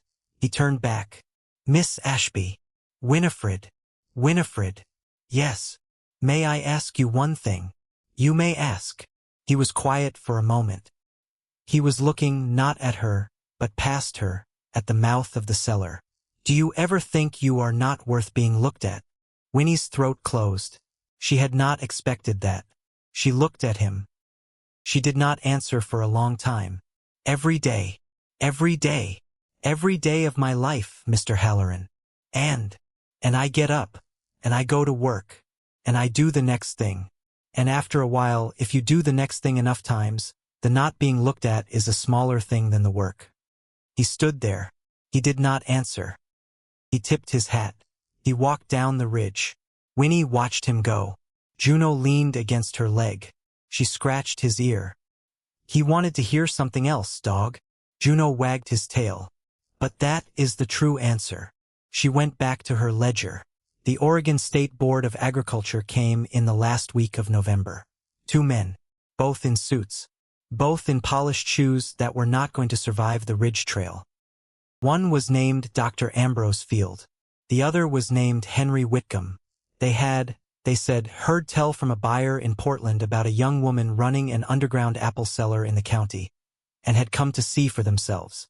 They arrived on a Tuesday morning. Winnie met them at the mouth of the cellar. She was wearing her second-best dress. She had washed her hands. She had tied her hair back with a proper ribbon Hattie had loaned her. She took them through the cellar. She took them through the main chamber, the arch, the drainage trench, the stone hearth, the vent shafts. She took them through the second chamber, the stone basin, the iron plate, the controlled flow of underground water into the cellar and out through the trench. She took them through the storage, the stacked bushels of Baldwin and Northern Spy and Rome Beauty, 13 weeks past harvest, every one of them, as firm as the day they had come off the tree. Dr. Ambrose Field cut open a Baldwin with a small silver knife. He tasted it. He chewed slow. He tasted a Rome Beauty. He tasted a Northern Spy. He looked at Henry Whitcomb. Henry Whitcomb looked at Dr. Field. Dr. Field turned to Winnie. "Miss Ashby." "Yes, sir." "Who designed this?" Winnie stood in the doorway of her second chamber, and she stood tall, and she said, "I did." Dr. Field looked at Owen Reeve. Owen was standing behind her. He looked at Owen the way men in suits look at other men, when they want the real answer. Owen Reeve crossed his arms. You heard her, Owen said. Dr. Field looked back at Winnie. He was quiet for a moment. Then he pulled a small leather notebook from his coat pocket. He opened it. He picked up his pencil. Miss Ashby, he said, if you would be willing to walk me through your design one more time, slowly, from the beginning. My colleague is going to take notes. This is going in a report to the state. We are going to want your name attached. Winnie's mouth trembled. She did not let it show. Yes, sir. Where would you like to begin? She looked at him. She looked at Owen. She looked at the wall of her chamber where, at the far end, under a small pane of glass she had installed the month before, 3 lines of letters were carved into limestone.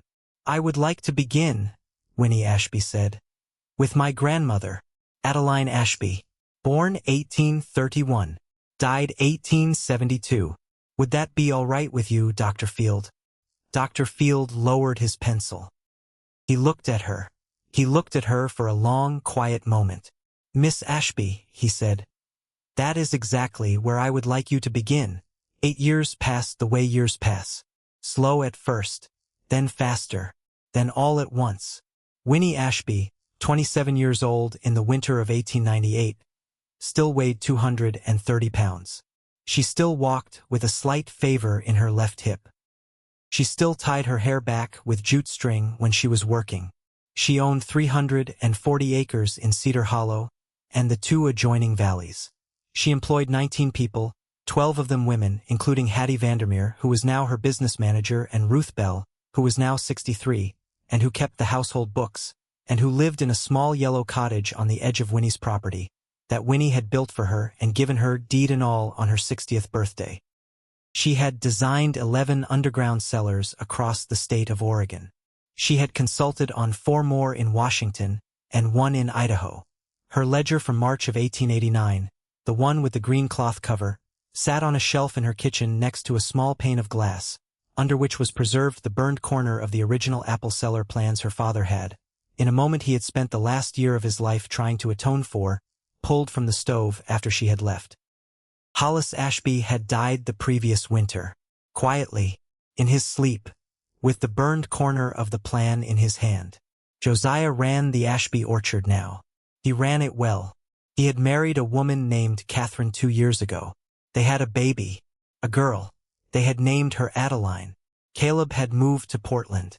He worked for a shipping firm. He wrote every 3rd month. Owen Reeve had died the spring, after the state board came. He had been 83. He had died in his own bed, in his own cabin on his own ridge. Winnie had buried him at the top of Ridgeback Hollow, near the 2nd exit, in a plot she had chosen, because Owen had once said the wind up there reminded him of the wind above his mother's house in Wales.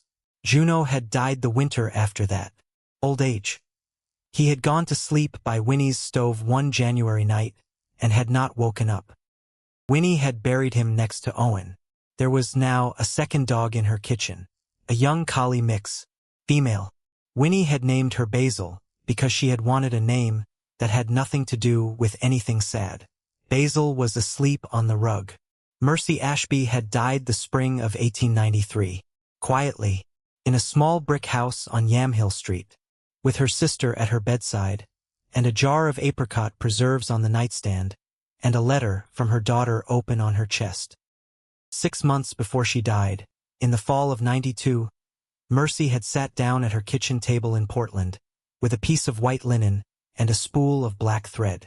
She had stitched 3 lines. Slow, careful. The same 3 lines her mother-in-law had cut into limestone 25 years earlier. She had sent the linen to Winnie in the mail. The framed square of cloth now hung on the wall above the shelf in Winnie's kitchen. Winter didn't kill me. Silence did. The knock came at the front door on a Tuesday afternoon in February. Winnie was at the kitchen table. She was reviewing plans for a cellar in Salem. Basil lifted her head. Winnie got up. She opened the door. A girl stood on the porch. The girl was 15. She was tall. She was broad. She was, Winnie estimated at first glance, close to 200 pounds. Her hair was in 2 thick braids. She was wearing a coat, that did not fit her. She was holding, in both hands, a large flat parcel wrapped in butcher paper and tied with string. Her face was red from cold and from something else. "Miss Ashby." "Yes. I walked here from Grover's Bend." Grover's Bend was 7 miles south. "You walked?" "Yes, ma'am." "In this cold?" "Yes, ma'am." "Come in." "I." "Come inside, child. You are freezing." The girl came in. Winnie took her coat. She sat her at the table. She put a mug of coffee in front of her. She put a slice of bread and butter beside it. The girl did not touch the coffee. She did not touch the bread. She untied the string on the parcel. She unwrapped the butcher paper. Inside was a set of drawings. 6 pages. Done in careful pencil. Not perfect, but careful. A cellar. Dug into a hillside. Fresh air shafts. Stone walls. Cold room. Winnie looked at the top page. Then at the second. Then at the third. She looked at them for a long time. The girl was watching her face. "My pa," the girl said, and her voice cracked. "My pa says nobody wants ideas from a girl who looks like me. My pa says if I keep drawing these he is going to burn them. And I heard about you from a woman at church. She said you would look." Winnie set the drawings down. Very gently, she looked at the girl. "What is your name?" "Prudence Kilmer." "Prudence." "Yes, ma'am." "How old are you?" 15. "Do you have a mother?" "Yes, ma'am." "Does she know you are here?" "She packed my lunch this morning. She told me which road." Winnie felt her chest go very still. "Your mother sent you to me?" "Yes, ma'am." "Prudence." "Yes, ma'am." "Eat your bread." Prudence ate the bread. She ate it in 3 bites. She was starving. She had walked 7 miles in the cold, and she was 15 years old, and she was starving. Winnie got up. She cut her another slice. She put jam on it. She set it on the plate. Then she sat back down. She turned the drawings toward herself. She picked up a pencil. "This shaft on page 2, she said. "You have it going down. It should go up. Warm air rises. Your intake goes low. Your exhaust goes high. Do you see?" Prudence, chewing, leaned in. "I see. Good. And here on page 4. Your drainage. Too steep. You need 1 degree. Not 5. 5 will erode the trench in a season. 1 will hold for 20 years. 1 degree. 1 degree. Prudence nodded. She was still chewing. She was also quietly starting to cry. She was crying because a woman she had never met was, at a kitchen table, in a warm room, taking her drawings seriously. Winnie let her cry. She did not comment. She kept talking about the drainage trench. Later, when Prudence was warm and fed and had been shown to the guest room, and had been told, by a woman she was already beginning to trust, that she would be driven home in the morning by a woman named Hattie, who was going to bring her mother a letter, Winnie Ashby sat alone at her kitchen table. Basil was at her feet. The fire was low. She looked at Prudence Kilmer's drawings, laid out on the table. 6 pages of careful pencil. Not perfect, but careful. She looked, past the drawings, at the small pane of glass on the shelf above her table, at the burned corner of paper preserved under it. She looked, past that, at the framed square of cloth hanging on the wall above the shelf, at her mother's careful stitching, at the 3 lines of truth that had traveled from a limestone wall in 1867 to a Portland kitchen table in 1892, to this room this evening in 1898. Winter didn't kill me. Silence did. Winnie stood up. She walked to the window. Snow was falling on Cedar Hollow. Snow was falling on the Ridge Trail. Snow was falling 3 miles west on a small stone marker at the top of Ridgeback Hollow, where a woman named Adeline Ashby had been reburied in the spring of 1891, on a plot her granddaughter had chosen, because the wind there was the same wind that came in, through the high vent of the cellar the 2 of them, one dead and one living, had built together across 17 years. The stone marker had 4 words on it. The first to see. Winnie put her hand flat against the cold window glass. She thought about her mother, packing a bag at 4 in the morning.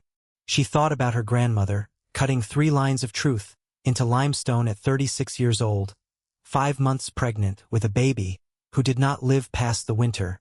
With a chisel she had brought up a mountain in a basket. She thought about a 15-year-old girl asleep upstairs in her guest room, with pencil calluses on her right hand and jam on her chin. She thought about the long, slow way that some things, generation to generation, finally get finished. "Grandma," she said it out loud to the window. "Ma." She said it again. "We are not done, but we are further." Basil lifted her head from the rug. Winnie turned around. She smiled at her dog. "Come on, girl. Bed." Basil got up. They walked together, slow, out of the kitchen, and down the hall and into the bedroom that had, for 8 years, belonged to a woman who had once been thrown out of her father's house in the snow at 18 years old.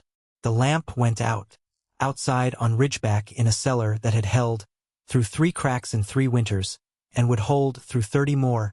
Cold spring water ran clean and steady through a stone basin, and the temperature never varied. 48 degrees. 48. 48.